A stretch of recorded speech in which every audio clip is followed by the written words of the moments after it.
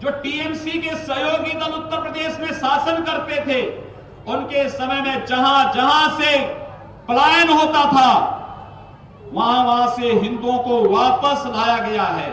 वे आज वहां पर वापस आ गए हैं और गुंडे वहां से पलायन कर गए हैं।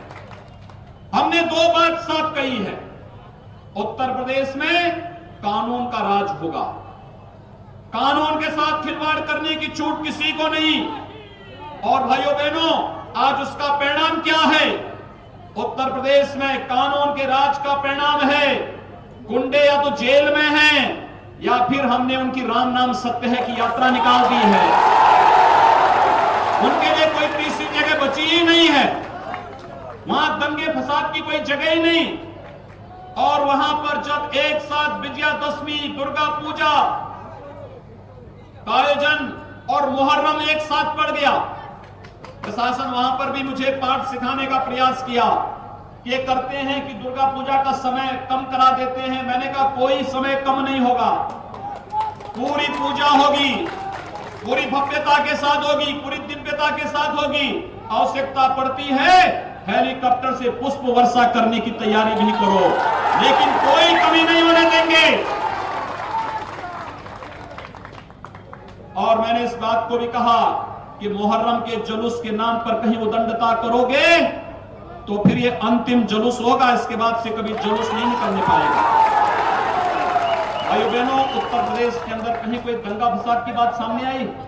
कहीं नहीं हुई।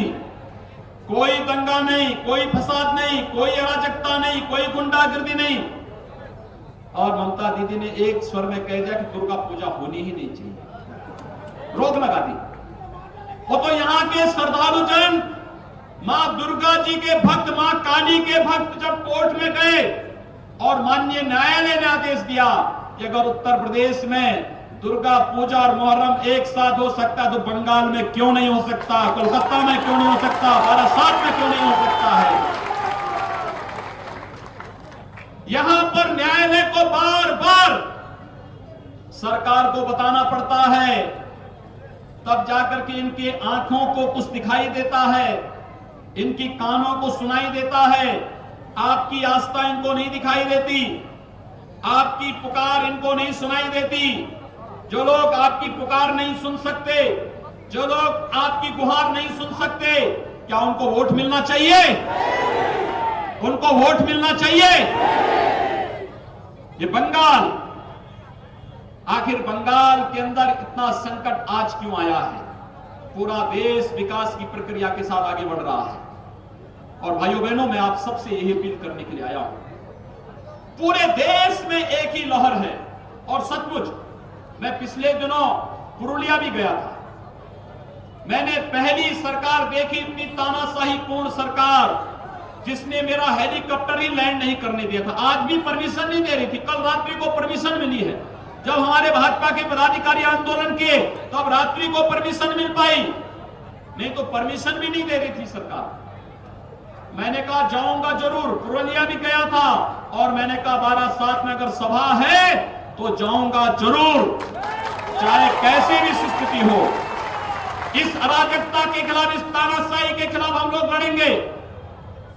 और मैं तो अभिनंदन करूंगा सचमुच, कल रोड शो का जो कार्यक्रम हुआ था, भारतीय जनता पार्टी के राष्ट्रीय अध्यक्ष अमित शाह जी का जो रोड शो का कार्यक्रम हुआ था, मैं अभिनंदन करूंगा।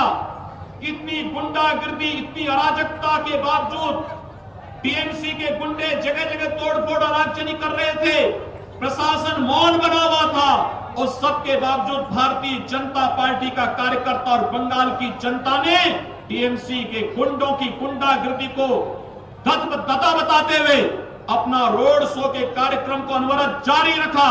और मैं अभिनंदन करूंगा उन कार्यकर्ताओं का जो विपरीत परिस्थितियों में इस तानाशाही के खिलाफ, इस अराजकता के खिलाफ यहां पे लड़ करके आज भारतीय जनता पार्टी का झंडा घर घर में लगाने की तैयारी के लिए यहां पर आए हैं। भाइयों बहनों, हमारे लिए सचमुच बहुत बड़ी बात है। इन विपरीत परिस्थितियों में भी आपके द्वारा कार्य किया जाना यह बात को साबित करता है कि ममता दीदी पूरी तरह निराश और हताश हो चुकी है। और मैं तो इस बात को कहने के लिए आया हूं कल भारतीय जनता पार्टी के राष्ट्रीय अध्यक्ष अमित शाह जी के रोड शो के कार्यक्रम पर टीएमसी के गुंडों का हमला इस बात को साबित करता है कि कल के हमले ने टीएमसी की सरकार की एक्सपायरी डेट भी लिख दी है कि 23 मई के बाद बंगाल के अंदर भी राष्ट्रवादी सरकार का ही पुनर्गमन होना है। और उस उद्देश्य से आज मैं आपके पास आया हूं। पूरे देश के अंदर एक ही नारा गूंज रहा है, पूरे देश के अंदर पूरा भारत डोल रहा है, मोदी मोदी बोल रहा है।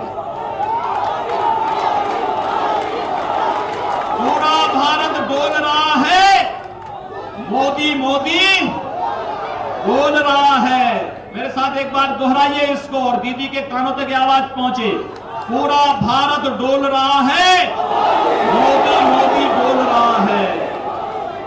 पूरे देश के अंदर एक ही आवाज है, एक ही आवाज है। फिर एक बार मोदी सरकार, फिर एक बार